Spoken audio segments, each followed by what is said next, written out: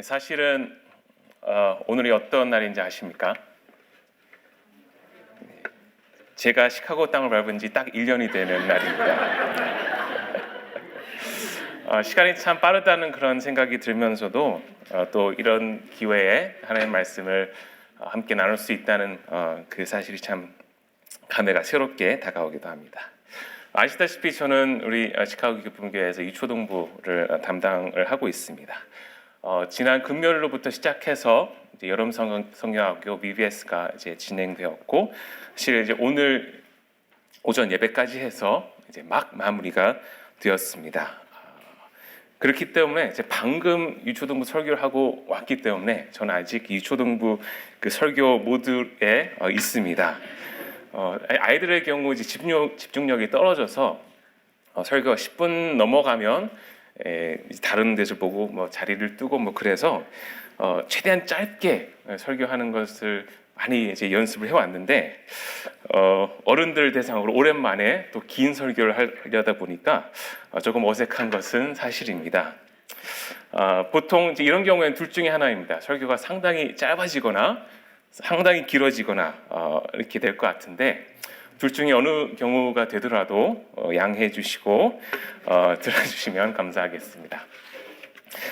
제가 유초동부를 맡기 전에 이제 청년 사역을 좀 한동안 했었는데요. 또 한국에서도 몇 년간 이 청년들과 함께 맡아서 청년부를 했었는데 이 청년들하고 이제 대화를 하다 보면 자주 언급되는 그런 한 가지 고민이 있습니다.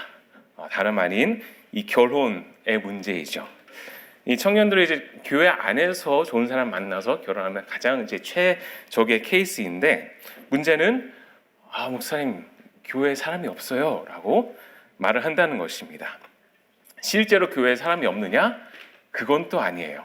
이 결혼하지 않은 또 남자친구 여자친구가 없는 그런 이제 남녀 청년들이 이 비슷한 비율로 있는 경우가 많은데 그래도 목사님 교회에 사람이 없어요라고 말을 합니다. 이 도대체 무슨 의미일까요? 이 진짜로 사람이 없다는 얘기가 아니라 내가 사귈 만한 사람이 없어요라는 그런 뜻이겠죠.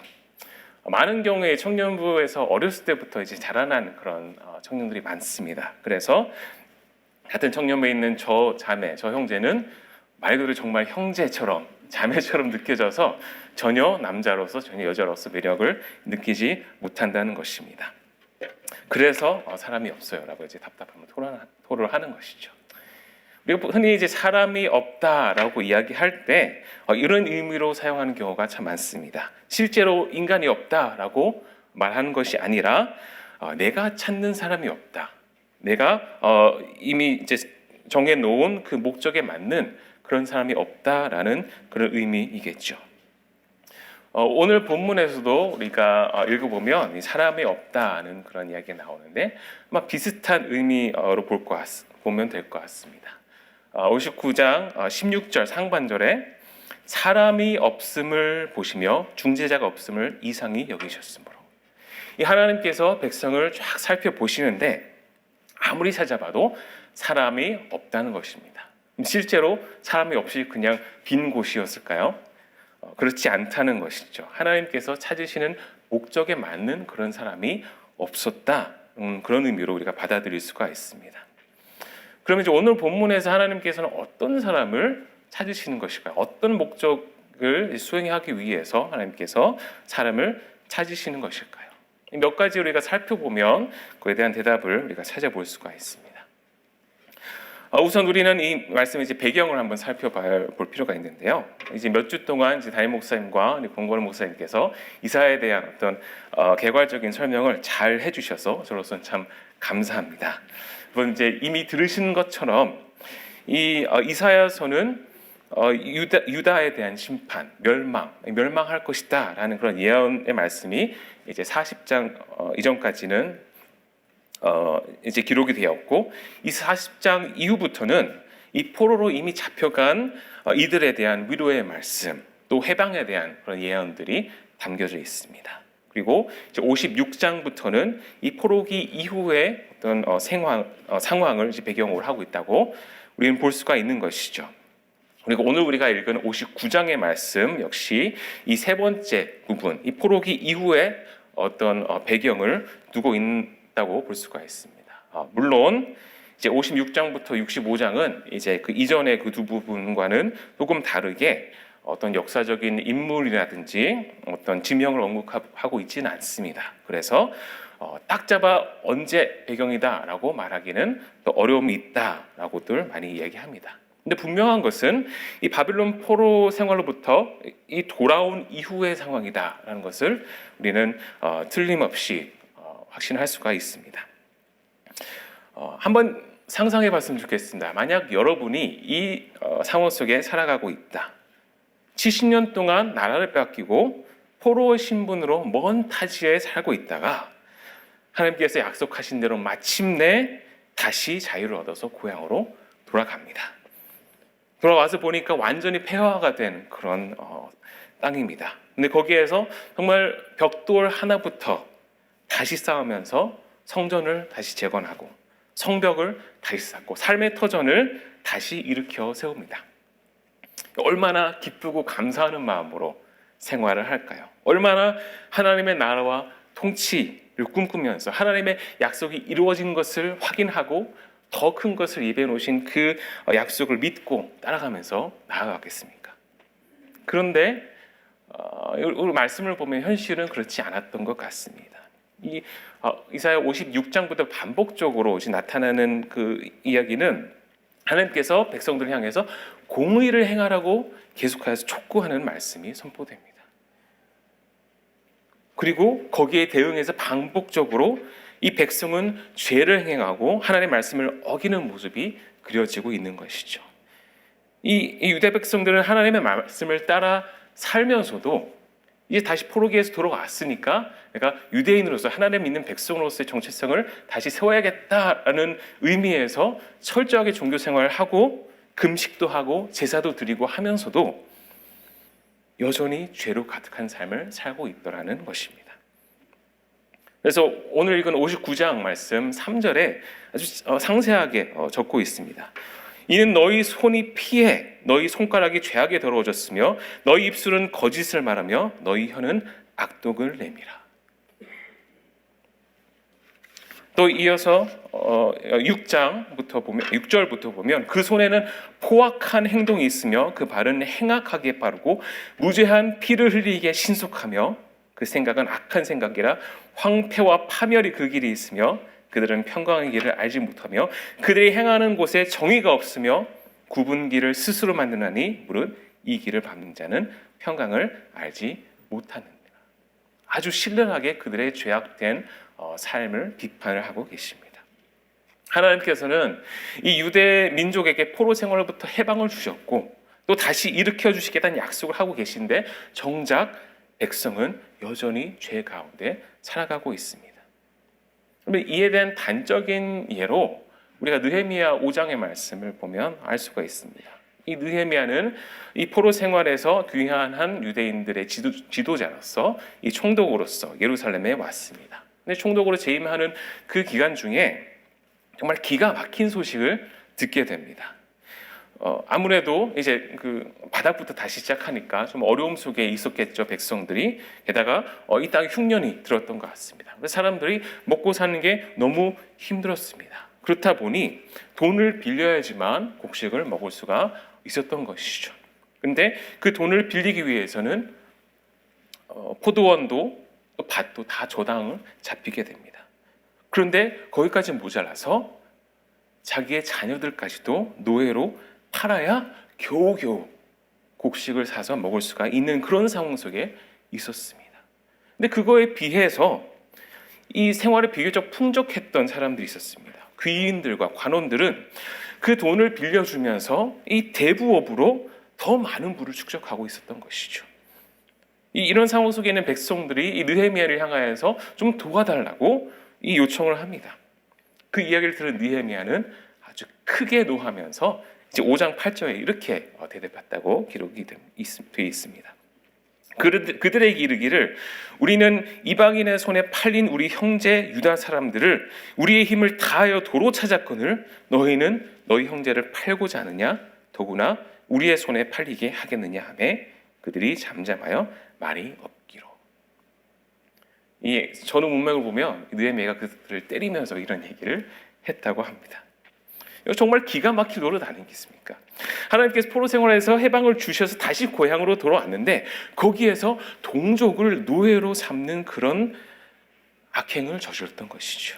하나님께서 그분의 백성들을 억압으로부터 구원해 주시고 삶의 터전을 다시 일으켜 세워주시고 뿐만 아니라 새 일을 행하신다고 그 이사야 이후의 말씀을 보면 더 큰 역사, 새 하늘 새 땅까지도 약속하고 계신데 백성들은 여전히 자기만 잘 살려고 자기 배만 부리려고 동족을 노예로 삼는 그런 악행까지 감행하고 있었던 것입니다. 이런 상황을 바라보시는 하나님의 마음은 어땠을까요? 오늘 말씀 16절에는 하나님의 마음을 아주 잘 표현해주고 있습니다. 사람이 없음을 보시며 중재자가 없음을 이상히 여기셨으므로. 이상하게 여기셨다는 거예요.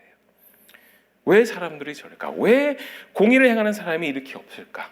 왜 사람이 없을까? 공동번역 성서를 보면 조금 더 와닿게 표현하고 있습니다. 그의 눈에 사람다운 사람 하나 보이지 않고 중재하는 사람이 하나 보이지 않으니 기막힐 수밖에. 하나님이 기가 막히셨대요. 너무 어처구니가 없는 일입니다. 너무 이상한 것이죠. 하나님의 구원의 손길을 경험하고 더 큰 하나님의 역사와 하나님의 나라의 도래에 대한 약속까지도 받았음에도 불구하고 그 약속을 받들어서 하나님의 뜻을 이루어 나가는 것이 아니라 자기만을 위해서 사는 사람으로 가득했다는 것입니다. 오늘은 제가 시카고에 온 지 1년 된 날이기도 하지만 광복을 맞이한 우리 민족의 광복을 맞이한 지 이제 76년이 되는 그런 날이죠. 저는 그날 그 현장에 없었습니다. 아쉽게도. 하지만 얼마나 감격스러웠을지는 어느 정도 짐작이 됩니다. 해외에 나와 있으면 모두가 애국자가 된다고 하잖아요. 근데 그런 마음이 아니더라도 정말 우리 한국 사람들에게는 민족애가 얼마나 강한지 역사적으로 보면 반복적으로 잘 나타나 있습니다. 그래서 이 광복을 맞이했을 때 얼마나 큰 기쁨이었는지 상상을 할 수가 있는 것이죠.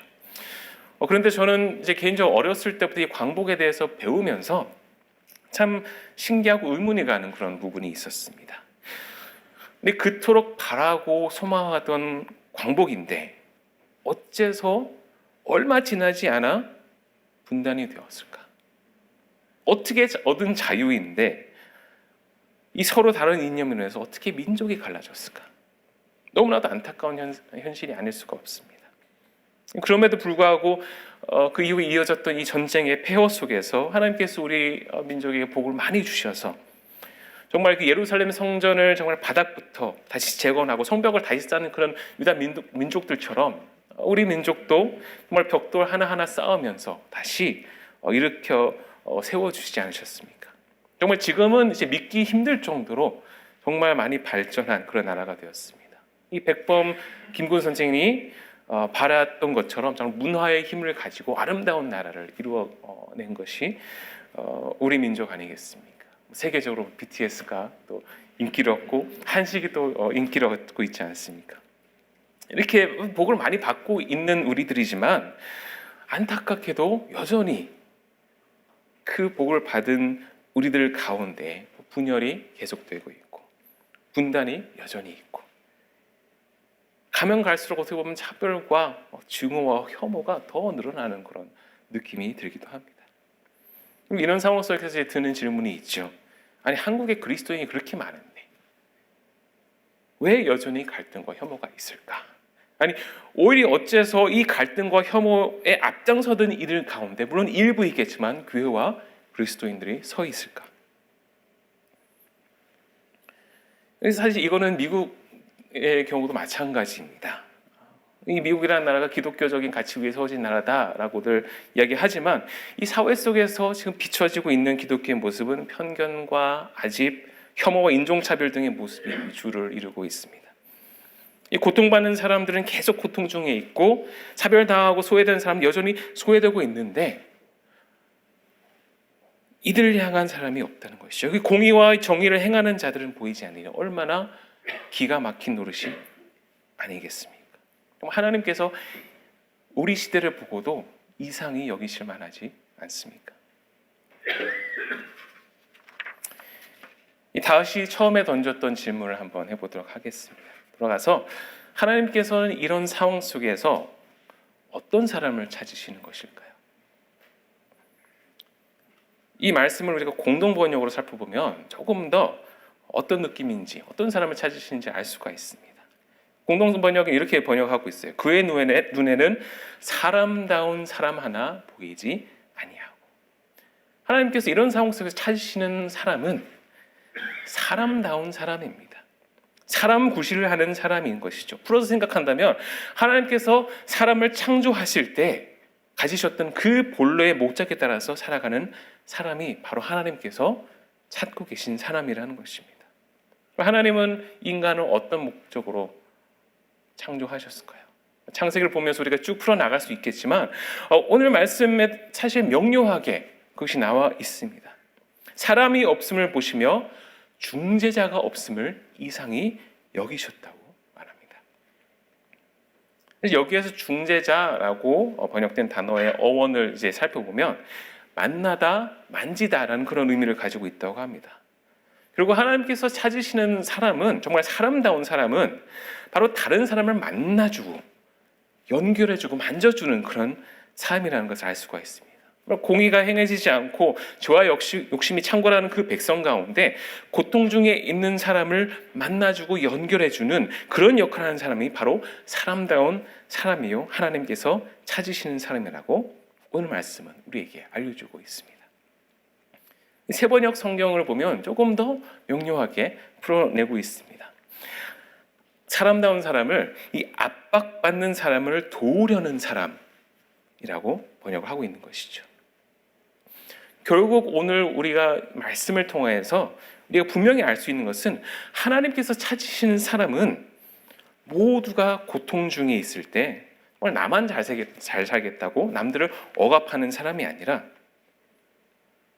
저 죄된 그런 세상에서 나는 분리되어서 나는 금식도 하고 종교 행위도 하면서 제사도 드리면서 혼자 의로운 척하는 사람이 아니라 하나님의 백성이라고 하면서도 하나님 원하시는 그 공의와 정의를 무시하면서 욕심에 따라서 사는 사람이 아니라 공의와 공평이 땅에 떨어져서 밟히는 상황 속에서도 그 가운데 있는 압박받는 사람들을 도와주고 고통당한 자를 만나주고 이어주는 사람을 하나님께서는 찾으시고 바로 그런 사람이 진정 하나님의 눈에는 사람다운 사람이라는 사실입니다. 그런데 오늘 말씀을 사실 여기에서 마무리하면 짧아서 여러분이 좋기도 하고 그렇지만 왠지 허전합니다. 좀 찝찝할 수도 있겠습니다. 하나님께서 그런 사람다운 사람을 찾으시는데 그런 사람이 없기 때문에 하나님이 이상히 여기셨다. 참 이상하다 하고 끝나버리면 사실 안 되는 것이죠.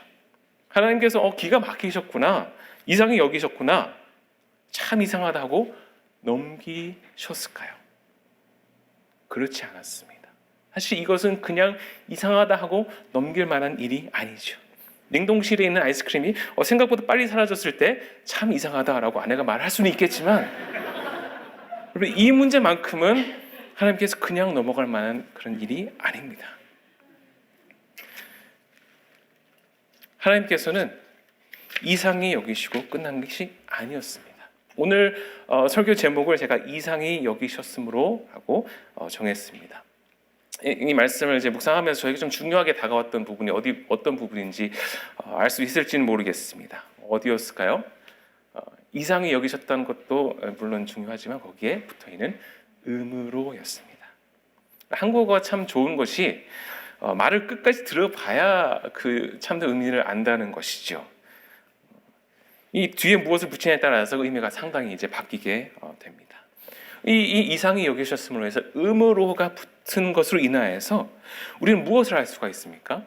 하나님께서 참 이상하다 하고 가만히 계신 것이 아니라 그 뒤에 뭔가 있다는 것을 알 수가 있습니다.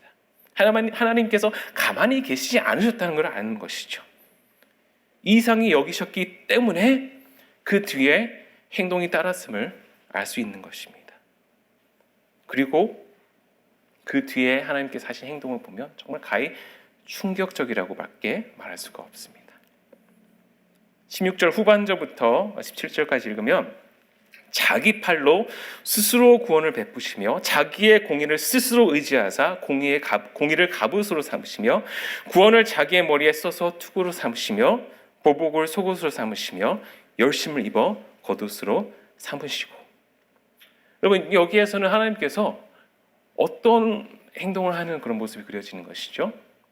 전쟁에 나가려는 그런 준비를 하는 것입니다. 전쟁에 나가기 위해서 이 장비를 착용하는 그런 모습이 그려지는 것이죠. 근데 여기에서 강조되는 부분이 있습니다. 조금 아까 보신 것처럼 이 노란색으로 표시되는 것이 이 자기 스스로, 하나님께서 스스로 행동을 하셨다는 것이 강조가 되는 것이죠. 직접 움직이시고 직접 행동에 옮기셨다는 것이 강조되고 있습니다. 이게 왜 그렇게 중요한 것일까요?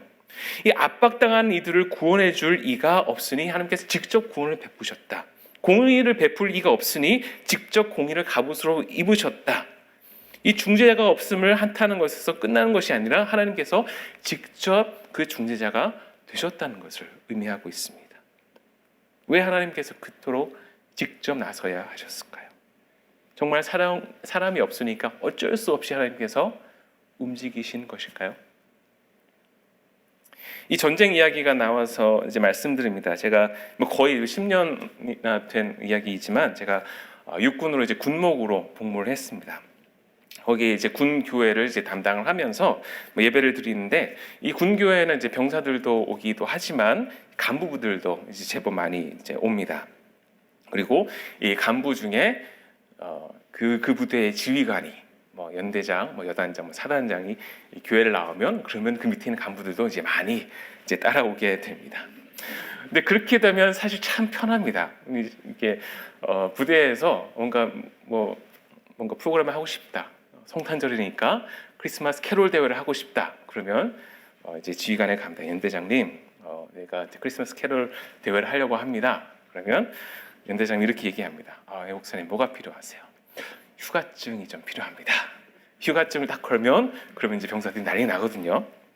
그러면 연대장이 뭐라 그러냐면 옆에 있는 인사과장 불러요. 목사님 휴가증 필요하신 대로 드려. 그러면 곧바로 그 다음 날 월요일 날 인사과장한테 연락이 와서 휴가증 몇 장 드릴까요? 이렇게 연락이 오는 것입니다. 그 연대장님이 직접 움직이는 것이 아니라 딱 말만 하면 그 밑에 부하들이 이제 움직이는 것이죠. 그런데 그렇게 말을 하지 않아도 부하들이 움직이게 하는 방법이 있습니다. 뭔지 아십니까?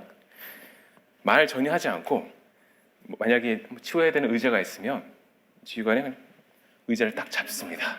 어떻게 될까요? 순식간에 여기저기에서 다른 손들이 와서 그 의자를 치웁니다. 그리고 몇 분 안 돼서 치워야 될 의자들이 다 치워지는 것이죠. 어떻게 이런 놀라운 마법이 일어나는 것일까요? 이 높은 위치에 있는 사람이 행동하는 것이 그만큼 중요하다는 것입니다. 그만큼 큰 의미가 있는 것이죠. 그냥 의자를 여기에서 저기로 옮기는 것이 그냥 단순한 의자를 옮긴다는 의미가 아니라 부하들에게 그대로 하라는 그런 명령입니다. 말로 하지 않아도 전달되는 메시지인 것이죠. 하나님께서 직접 움직였던 이유가 무엇이었을까요? 직접 스스로 공의를 갑옷을 입으시고 직접 구원을 투구로 쓰시고 악을 보복하기 위해서 나아가는 것은 어쩔 수 없이 사람이 없어서 하시는 것이 아니었습니다. 그것을 보고 그렇게 행하는 것을 보여주신 것이라고 우리는 깨달을 수가 있습니다. 하나님께서 직접 행하신 일들을 보고 그 공의 없는 세상에 공의를 이루어가는 그런 사람다운 사람들이 좀 나오라고 하나님께서 보여주신 것 아니겠습니까? 우리가 이것을 이제 성경 전체 아니면 이 구원 역사 전체로 확대해서 보면 어떨까요? 하나님께서 공의를 이루시기 위해서 직접 나서신 그 최대의 사건이 무엇입니까? 하나님께서 인간의 옷을 입으시고 이 땅을 직접 찾아오신 성육신 사건 아니겠습니까? 예수님께서 이 땅에 오셔서 약한 자들 찾아가시고 병든 자들을 고쳐주시고 소외되고 멸시받던 자의 친구가 되어주셨습니다. 죄로 인해서 멸망의 길로 가던 우리 모두를 만나주시고 만져주시고 중재자로서 하나님께 갈 수 있는 길을 만들어 주신 그 사건입니다. 십자가에서 죽으시고 부활하심으로 인하여서 모든 악의 세력을 무너뜨리시고 참된 정의를 세우신 바로 그 사건입니다. 하나님께서 이렇게 직접 움직이셨던 이유가 단순히 우리가 그 구원을 누리기만을 위함이었을까요? 아닙니다.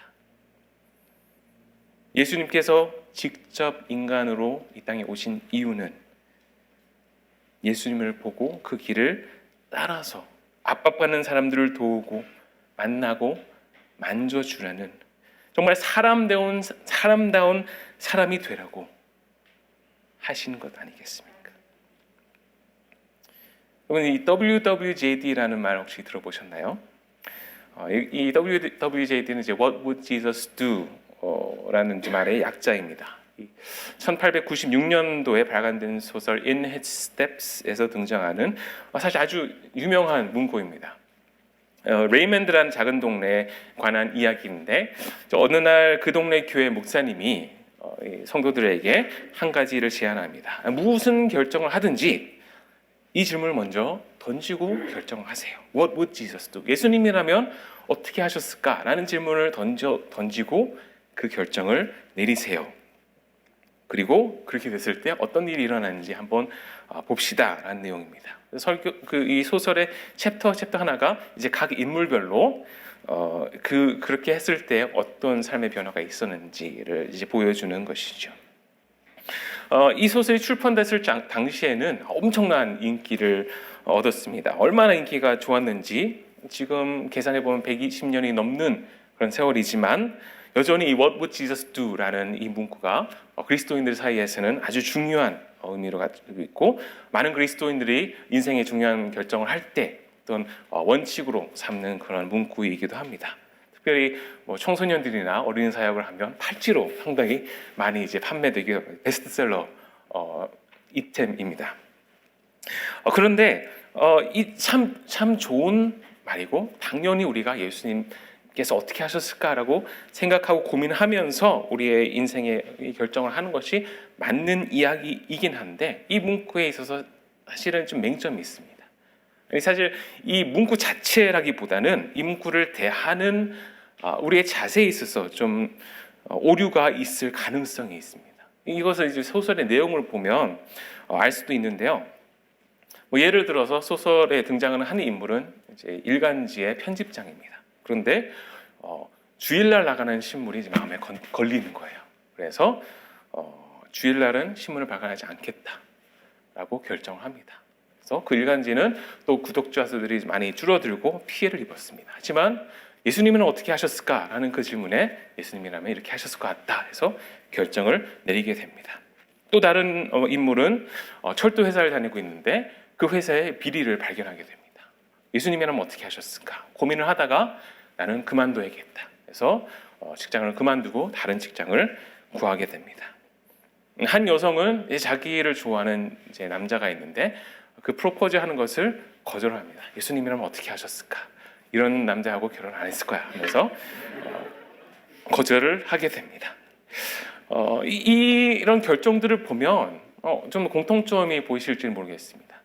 인생에 아주 중요한 어떤 그 결정을 내려야 될 때 이 What would Jesus do?라는 질문을 던지는 것을 볼 수가 있습니다. 그리고 그 질문에 대한 대답으로 하는 행동들로 인하여서 손해를 보는 그런 게 있습니다. 그래도 나는 믿음을 지켰다라는 어떤 위안을 받고 열심히 살아가긴 하겠죠. 이 소설 안에 참 이런 비슷한 종류의 이야기들이 참 많이 있습니다. 근데 사실 문제는 이 질문을 하고 결정을 내렸다는 것보다는 이런 특정한 상황에서만 왜 이런 질문을 하는 것일까 하는 것이죠. 크게 고민이 될 때에만 예수님이라면 어떻게 하실지 생각했다는 것이에요. 사실 우리의 삶을 살다 보면 우리 삶에 큰 고민만 있는 것이 아니지 않습니까? 우리 하루하루가 순간순간 크고 작은 결정도 이루어지고 그 결정의 결과로 나타나는 행동이 결국 우리가 어떤 사람인지 보여준다고 할 수 있을 텐데, 이게 인생의 어려운 결정에서만 What would Jesus do? 라고 묻고 우리 일상생활에서 나머지 그 결정들은 그렇게 하지 않는다면 우리가 진정 예수님의 발자국을 따라가는 사람이라고 말할 수가 있을까요? 그럼 이 질문을 삶의 일부분에만 적용하는 것이 아니라 우리 삶의 크고 작은 모든 부분에 적용하게 된다면 그러면 어떻게 되는 것일까요? 제가 볼 때는 이 질문은 자연스럽게 다른 질문으로 바뀌게 될 것입니다. What would Jesus do가 아니라 예수님께서는 이런 어려운 상황에서 어떤 결정을 하실까가 아니라 크고 작은 모든 결정에서 예수님을 닮아가고 예수님의 성품을 닮아가는 그런 결정을 하다 보면 예수님이라면 어떤 사람이 되셨을까? 어떤 존재였을까? Who would Jesus be로 우리의 질문이 바뀌게 되는 것입니다. 예수님은 어떻게 하셨을까 생각하고 그대로 따라가다 보면 예수님을 따라가는 나는 어떤 사람일까? 물어볼 수밖에 없는 것이죠. 공의를 세우기 위해서 이 땅에 오신 예수님은 우리가 어떤 사람이 되기를 원하실까요?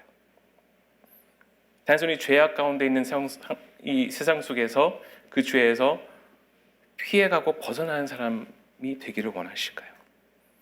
아니면 사람다운 사람, 압박받는 사람을 돕는 사람, 사람을 만나고 만지고 이어주는 중재자의 역할을 하는 그런 사람이 되기를 원하실까요? 하나님께서 찾으시는 사람은 바로 이런 사람이었습니다. 예수님께서 보여주셨던 삶이 바로 그런 삶이었고 하나님께서 우리에게 원하시는 것이 바로 그런 것입니다. 이런 사람이 되라고 예수님께서 친히 본을 보여주신 것이 아니겠습니까? 이 도산 안창호 선생이 이런 말을 했다고 하죠.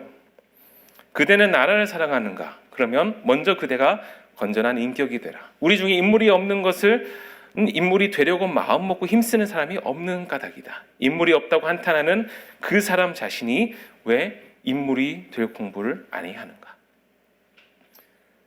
사랑하는 여러분, 하나님께서 찾으신 사람이 없다는 것이 이상한 일입니다.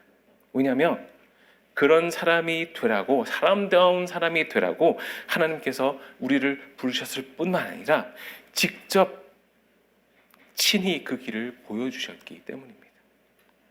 공의가 사라지고 죄악이 창궐한 이 시대 가운데 하나님의 구원의 역사를 경험하고 회복과 영광의 약속을 받은 하나님 나라 백성인 바로 우리가 하나님께서 찾으시는 그런 사람다운 사람이 되기를 예수님의 이름으로 축원합니다.